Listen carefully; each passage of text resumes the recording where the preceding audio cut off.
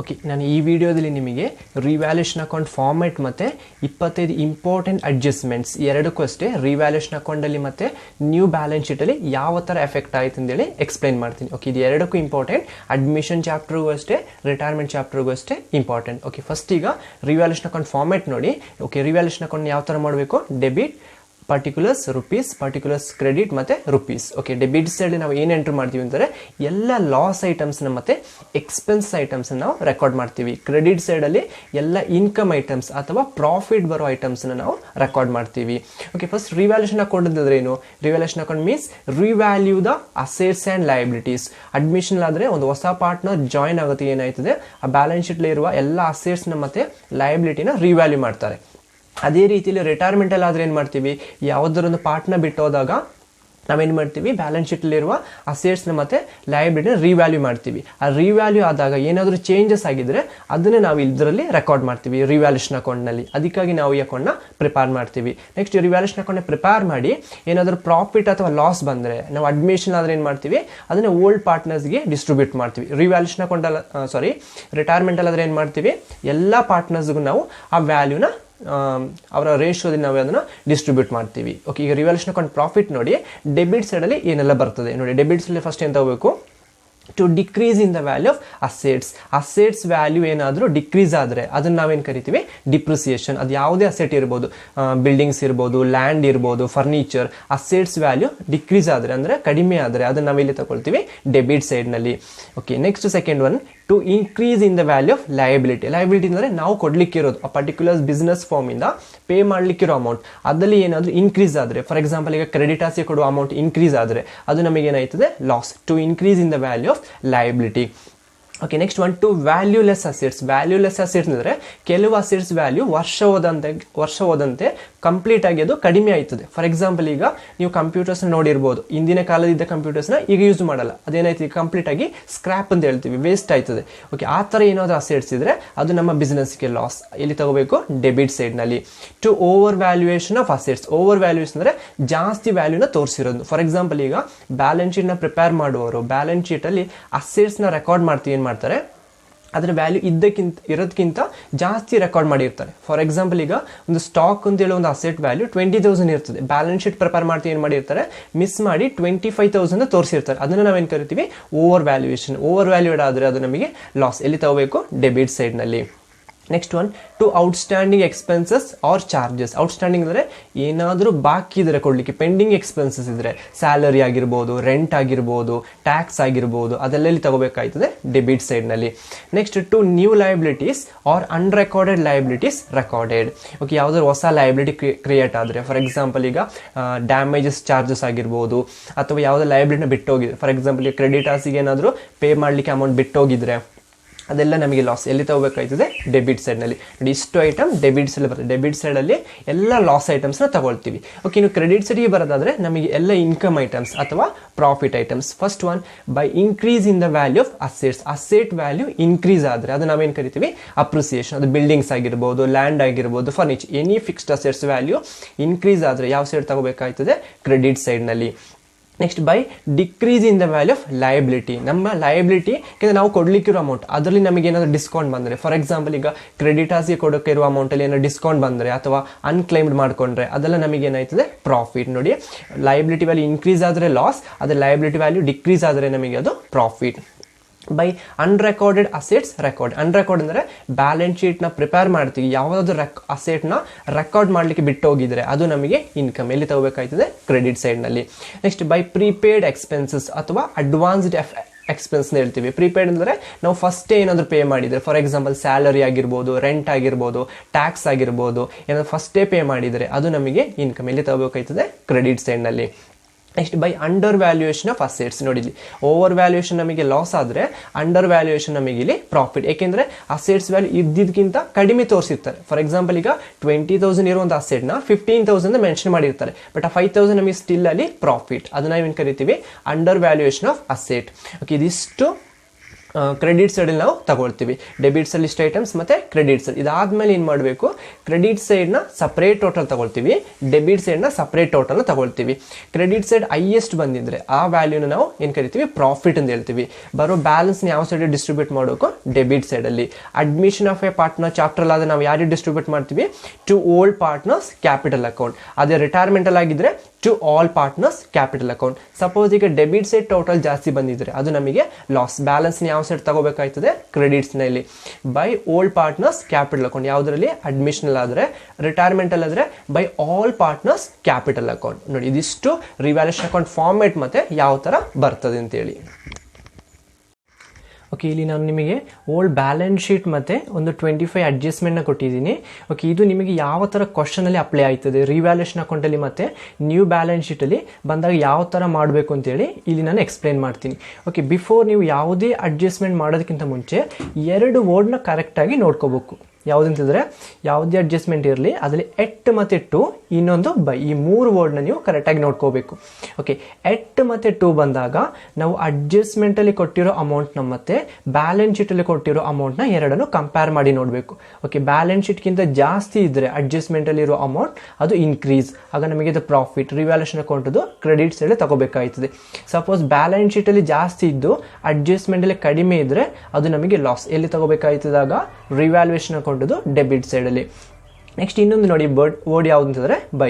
By ಬಂದಾಗ ಅಷ್ಟೇ ಯಾವುದೇ ವ್ಯಾಲ್ಯೂ ಇರಲಿ ಅದನ್ನು ಡೈರೆಕ್ಟಾಗಿ ತಗೋಬೇಕು. ಅದು ಇನ್ಕ್ರೀಸ್ ಆಗಿರಲಿ ಅಥವಾ ಡಿಕ್ರೀಸ್ ಆಗಿರಲಿ, ನಾವು ಬ್ಯಾಲೆನ್ಸ್ ಶೀಟ್ ಆಗಲಿ ಅಡ್ಜಸ್ಟ್ಮೆಂಟ್ ಆಗಲಿ ಕಂಪೇರ್ ಮಾಡೋ ಅವಶ್ಯಕತೆ ಇಲ್ಲ. ಎಟ್ ಮತ್ತು ಟು ಬಂದಾಗ ಮಾತ್ರ ಅಡ್ಜಸ್ಟ್ಮೆಂಟಲ್ಲಿರೋ ವ್ಯಾಲ್ಯೂನ ಮತ್ತು ಬ್ಯಾಲೆನ್ಸ್ ಶೀಟಲ್ಲಿರೋ ವ್ಯಾಲ್ಯೂನ ನಾವು ಕಂಪೇರ್ ಮಾಡಿ ತಗೋಬೇಕು.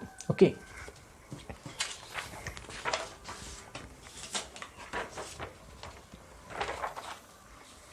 ಓಕೆ ನೋಡಿ ನಿಮಗೆ ಅಡ್ಜಸ್ಟ್ಮೆಂಟ್ ನೋಡಿ. ಫಸ್ಟ್ ಅಡ್ಜಸ್ಟ್ಮೆಂಟ್ ಏನು ಕೊಟ್ಟಿದ್ದೀನಿ ನೋಡಿ, ಇಲ್ಲಿ ಕ್ವಶನಲ್ಲಿ ಕೊಟ್ಟಿದ್ದೀನಿ.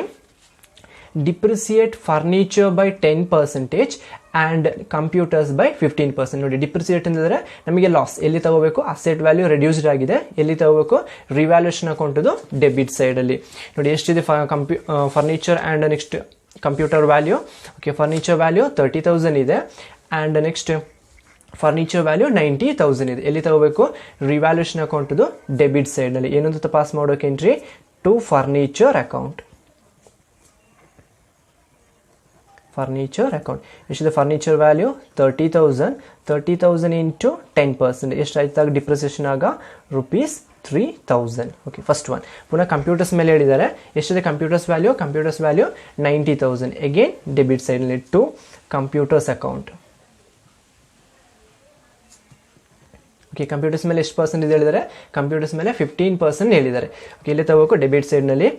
Okay, computers value 90,000 into 15%. ಎಷ್ಟಾಯಿತು ಕ್ಯಾಲ್ಕುಲೇಟ್ ಮಾಡಿದ್ರೆ ₹13,500 ಬರ್ತದೆ. Okay, first adjustment. Okay, next ನೋಡಿ, ನೆಕ್ಸ್ಟ್ ಏನು ಕೊಟ್ಟಿದ್ದಾರೆ, premises valued at 10% more than the book value. More than the book value ಅಂತಂದರೆ ಬ್ಯಾಲೆನ್ಸ್ ಶೀಟಲ್ಲಿ ಇರೋ ಪ್ರಮೈಸಸ್ ವ್ಯಾಲ್ಯೂ 10% ಜಾಸ್ತಿ ಆಗಿದೆ, ಇನ್ಕ್ರೀಸ್ ಆಗಿದೆ ಅಂತ ಅರ್ಥ. ಆಗ ಎಲ್ಲಿ ತಗೋಬೇಕಾಯ್ತದಾಗ, ರಿವ್ಯಾಲ್ಯೂಷನ್ ಅಕೌಂಟ್ನಲ್ಲಿ ಕ್ರೆಡಿಟ್ ಸೈಡಲ್ಲಿ ತಗೋಬೇಕು. ಎಷ್ಟಿದೆ ಪ್ರಮೈಸಸ್ ವ್ಯಾಲ್ಯೂ, ನೋಡಿ ಬ್ಯಾಲೆನ್ಸ್ ಶೀಟಲ್ಲಿ ಪ್ರಮೈಸಸ್ ವ್ಯಾಲ್ಯೂ 36,000 ಇದೆ. ಇದಕ್ಕಿಂತ 10% ಜಾಸ್ತಿ ಆಗಿದೆ. ಎಲ್ಲಿ ತಗೋಬೇಕಾಗ, ಕ್ರೆಡಿಟ್ ಸೈಡ್ನಲ್ಲಿ. Entry by premises account.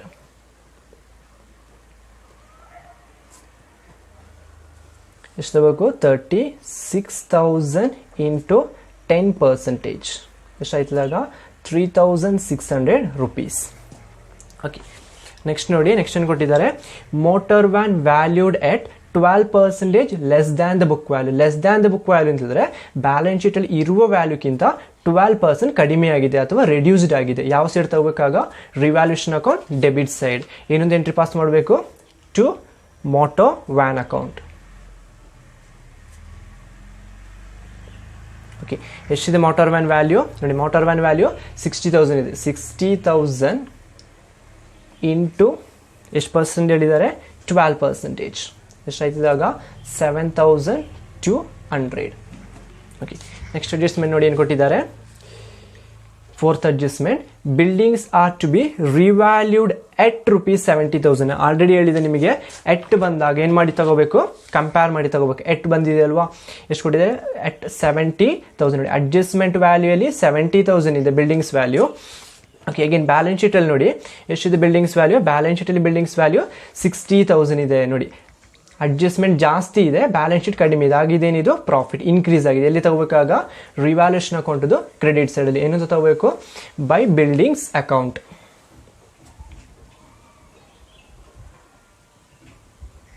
Buildings account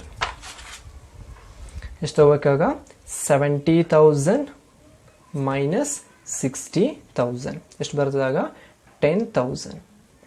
okay, ಈಗ ಅದರಲ್ಲಿ ಇನ್ನೊಂದಿದೆ ನೋಡಿ, motor van valued at buildings are to be valued at 70,000 and next land valued at rupees 3 lakh ಅಂತ ಕೊಟ್ಟಿದೆ ನೋಡಿ. ಲ್ಯಾಂಡ್ ಎಷ್ಟಿದೆ ಅಡ್ಜಸ್ಟ್ಮೆಂಟ್ ವ್ಯಾಲ್ಯೂ 3 lakh rupees ಇದೆ ನೋಡಿ. ಬಟ್ ನೋಡಿ ಬ್ಯಾಲೆನ್ಸ್ ಶೀಟಲ್ಲಿ ಎಷ್ಟಿದೆ ಲ್ಯಾಂಡ್ ವ್ಯಾಲ್ಯೂ, ಬ್ಯಾಲೆನ್ಸ್ ಶೀಟಲ್ಲಿ ಲ್ಯಾಂಡ್ ವ್ಯಾಲ್ಯೂ rupees 4 lakh ಇದೆ. ಓಕೆ, ಆಗೇನಾಗಿದೆ ಇಲ್ಲಿ ಇನ್ಕ್ರೀಸ್ ಆಗಿದೆ, ಇನ್ಕ್ರೀಸ್ ಆಗಿಲ್ಲ. ಆಲ್ರೆಡಿ ಹೇಳಿದೆ ಬ್ಯಾಲೆನ್ಸ್ ಶೀಟ್ಗಿಂತ ಜಾಸ್ತಿ ಇದ್ರೆ ಅದು ಇನ್ಕ್ರೀಸ್, ಬ್ಯಾಲೆನ್ಸ್ ಶೀಟ್ಗಿಂತ ಕಡಿಮೆ ಇದ್ರೆ ಅದು ಡಿಕ್ರೀಸ್. ಆಗ ಎಲ್ಲಿ ತಗೋಬೇಕಾಯ್ತಿದಾಗ ನಾವು ರಿವ್ಯಾಲ್ಯೂಷನ್ ಅಕೌಂಟಲ್ಲಿ ಡೆಬಿಟ್ ಸೈಡ್ನಲ್ಲಿ ಏನು ತಗೋಬೇಕು, ಟು ಲ್ಯಾಂಡ್ ಅಕೌಂಟ್. ಎಷ್ಟು ತಗೋಬೇಕಾಗ 4 lakh ಮೈನಸ್ 3 lakh ಎಷ್ಟಾಗ ಡಿಕ್ರೀಸ್ ಆಗಿದೆ rupees 1 lakh. Okay, next one ನೋಡಿ, ನೆಕ್ಸ್ಟ್ ಅಡ್ಜಸ್ಟ್ಮೆಂಟ್ ಏನು ಕೊಟ್ಟಿದ್ದಾರೆ.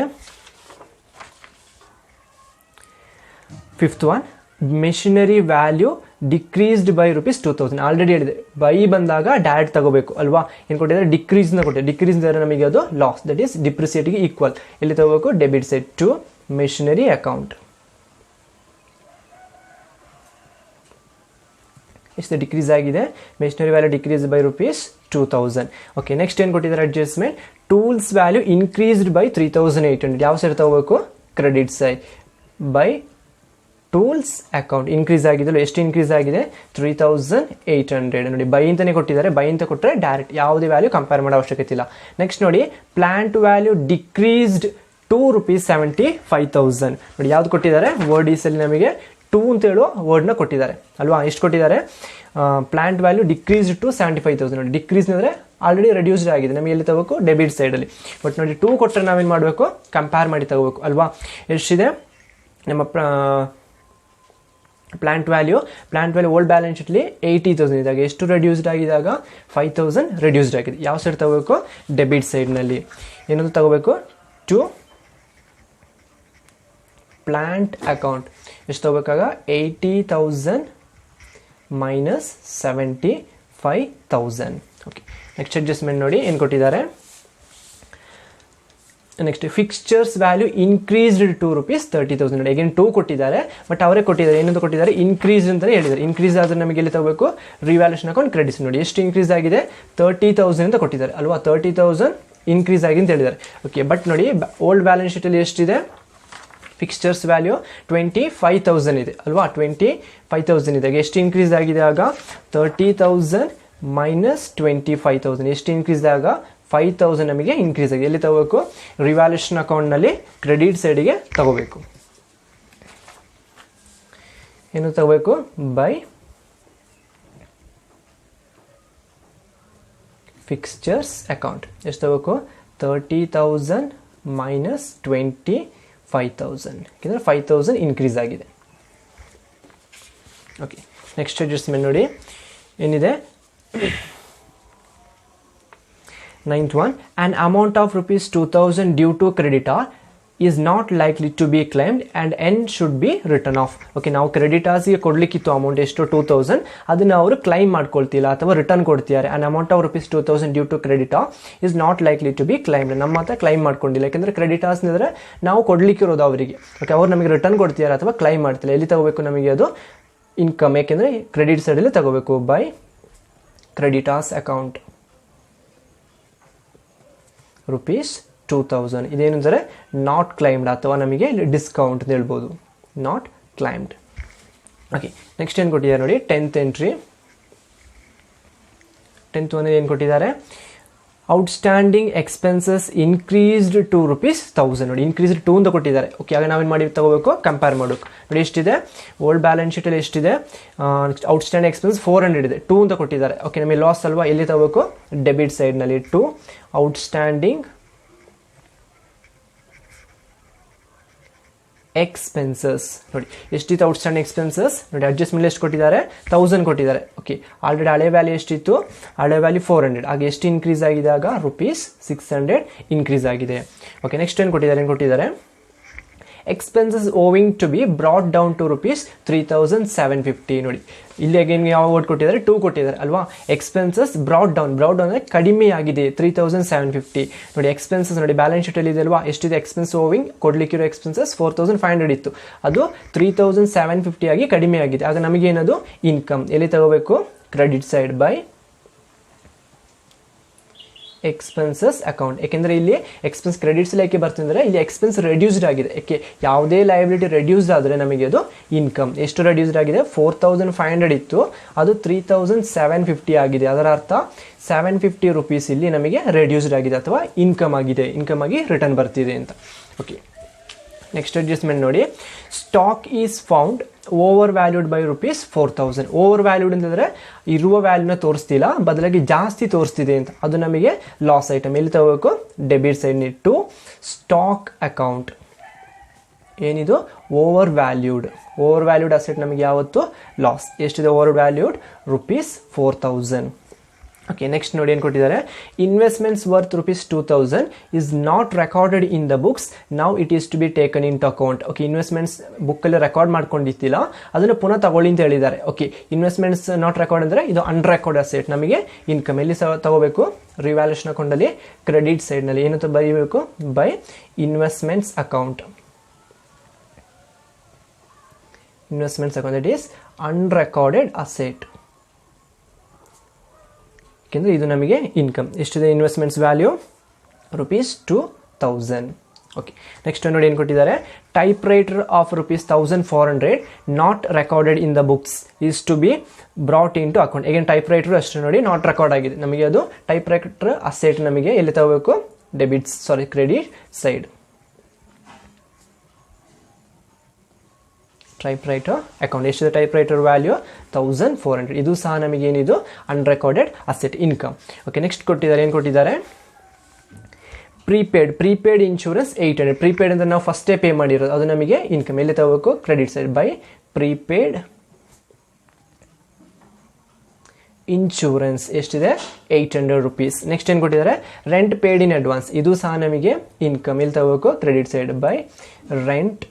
ಓಕೆ ಎಷ್ಟಿದೆ but rent paid in advance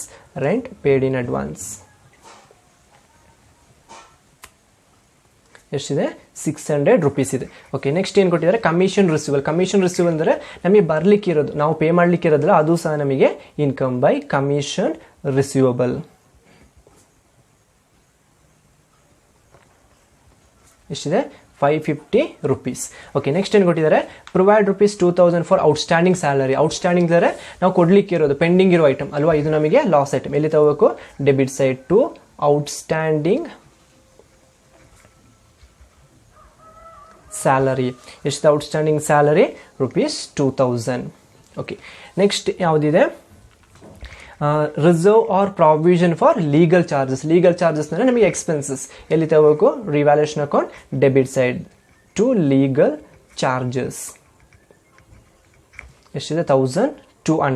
okay next ನೋಡಿ ಪೇಟೆಂಟ್ಸ್ ವೇರ್ ಕನ್ಸಿಡರ್ಡ್ ವ್ಯಾಲ್ಯೂಲೆಸ್ ಅಂದರೆ ಅಸೆಟ್ ಕಂಪ್ಲೀಟ್ ಆಗಿ ಅದರ ವ್ಯಾಲ್ಯೂನ ಕಳ್ಕೊಂಡಿದೆ ವ್ಯಾಲ್ಯೂಲೆಸ್ ಆದರೆ ನಮಗೆ ಅದು ಇಲ್ಲಿ ತಗೋಬೇಕಾಯ್ತದೆ ಲಾಸ್ ಐಟಮ್ ರಿವ್ಯಾಲ್ಯೂಷನ್ ಅಕೌಂಟಲ್ಲಿ ಡೆಬಿಟ್ ಸೈಡ್ ಬಟ್ ಇಲ್ಲಿ ಪೇಟೆಂಟ್ಸ್ ವ್ಯಾಲ್ಯೂ ಕೊಟ್ಟಿಲ್ಲ ಬ್ಯಾಲೆನ್ಸ್ ಶೀಟ್ ಇರುವ ವ್ಯಾಲ್ಯೂನ ತಗೋಬೇಕು ನೋಡಿ ಬ್ಯಾಲೆನ್ಸ್ ಶೀಟ್ ಎಷ್ಟಿದೆ ಪೇಟೆಂಟ್ಸ್ ವ್ಯಾಲ್ಯೂ 4,000 ಎಲ್ಲಿ ತಗೋಬೇಕು debit side to patents account that is valueless assets ಎಷ್ಟಿದೆ 4,000.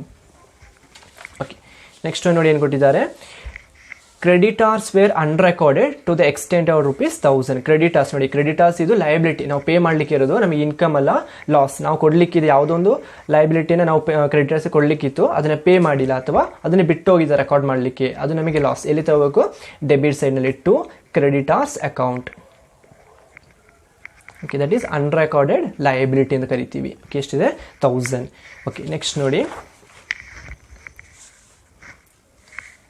Okay 22nd one provision for legal damages ಯಾವುದೊಂದು ಡ್ಯಾಮೇಜಸ್ಗಾಗಿ ಎಕ್ಸ್ಪೆನ್ಸಸ್ ಸ್ಪೆಂಡ್ ಮಾಡಿದ್ದೀವಿ ಅದು ಸಹ ನಮಗೆ ಲಾಸ್ ಎಲ್ಲಿ ತಗೋಬೇಕು debit side to legal damages ಎಷ್ಟಿದೆ 265 rupees. ಓಕೆ, ನೆಕ್ಸ್ಟ್ ಒನ್ ನೋಡಿ. ನೆಕ್ಸ್ಟ್ ಒನ್ ಯಾವುದಿದೆ?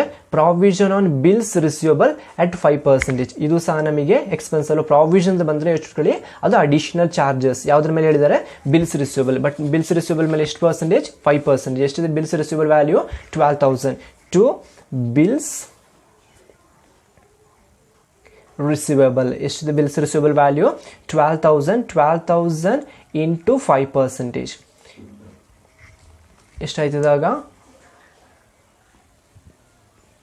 600 rupees ಆಯಿತು. ಓಕೆ, ನೆಕ್ಸ್ಟ್ ಒನ್ ನೋಡಿ. ನೆಕ್ಸ್ಟ್ ಒನ್ ಯಾವುದಿದೆ? Outstanding repair bills. Okay, outstanding repair bills ಏನಿದು? ಇದು ಸಹ ನಮಗೆ ಎಕ್ಸ್ಪೆನ್ಸಸ್. ಎಲ್ಲಿ ತಗೋಬೇಕು? Debit side. ಟು ಔಟ್ಸ್ಟ್ಯಾಂಡಿಂಗ್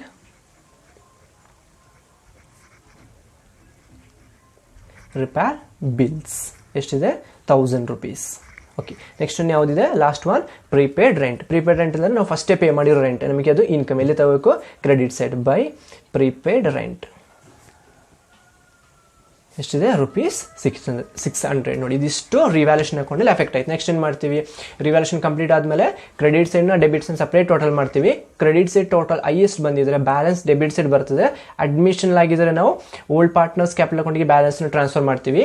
ರಿಟೈರ್ಮೆಂಟಲ್ಲಿ ಆದರೆ ಟು ಆಲ್ ಪಾರ್ಟ್ನರ್ಸ್ ಕ್ಯಾಪಿಟಲ್ ಅಕೌಂಟಿಗೆ ಬ್ಯಾಲೆನ್ಸ್ನ ಟ್ರಾನ್ಸ್ಫರ್ ಮಾಡಬೇಕು. ಅದೇ ಟೈಪಲ್ಲಿ ಡೆಬಿಟ್ ಸೈಡ್ ಟೋಟಲ್ ಎಲ್ಲಾದರೂ ಜಾಸ್ತಿ ಬಂದಿದ್ರೆ ಬ್ಯಾಲೆನ್ಸ್ ಯಾವ ಸೈಡ್ ತಗೋಬೇಕು? ಕ್ರೆಡಿಟ್ ಸೈಡ್ನಲ್ಲಿ. ಓಕೆ, ಅಡ್ಮಿಷನ್ ಆದರೆ ಬೈ ಓಲ್ಡ್ ಪಾರ್ಟ್ನರ್ಸ್ ಕ್ಯಾಪಿಟಲ್ ಅಕೌಂಟಿಗೆ ಹೋಯ್ತದೆ, ಲಾಸ್ ಐಟಮ್. ಅಗೇನ್ ರಿಟೈರ್ಮೆಂಟಲ್ಲಿ ಆಗಿದ್ದರೆ ಬೈ ಆಲ್ ಪಾರ್ಟ್ನರ್ಸ್ ಕ್ಯಾಪಿಟಲ್ ಅಕೌಂಟಿಗೆ ಟ್ರಾನ್ಸ್ಫರ್ ಮಾಡ್ಕೋಬೇಕಾಯ್ತದೆ ಏನಾದರೂ ಬ್ಯಾಲೆನ್ಸ್ ಇದ್ದರೆ. ಓಕೆ, ನೆಕ್ಸ್ಟ್ ನೋಡಿ, ಇದು ಬ್ಯಾಲೆನ್ಸ್ ಶೀಟಲ್ಲಿ ಯಾವ ಥರ ಎಫೆಕ್ಟ್ ಆಯ್ತದೆ. ಓಕೆ, ರಿವ್ಯಾಲ್ಯೂಷನ್ ಅಕೌಂಟಲ್ಲಿ ಏನೆಲ್ಲ ಐಟಮ್ ಎಫೆಕ್ಟ್ ಆಯ್ತದೆ ಅದು ನ್ಯೂ ಬ್ಯಾಲೆನ್ಸ್ ಶೀಟಲ್ಲೂ ಸಹ ಎಫೆಕ್ಟ್ ಆಯ್ತದೆ. ಓಕೆ, ಅದನ್ನು ನೆಕ್ಸ್ಟ್ ಎಕ್ಸ್ಪ್ಲೇನ್ ಮಾಡ್ತೀನಿ ನೋಡಿ.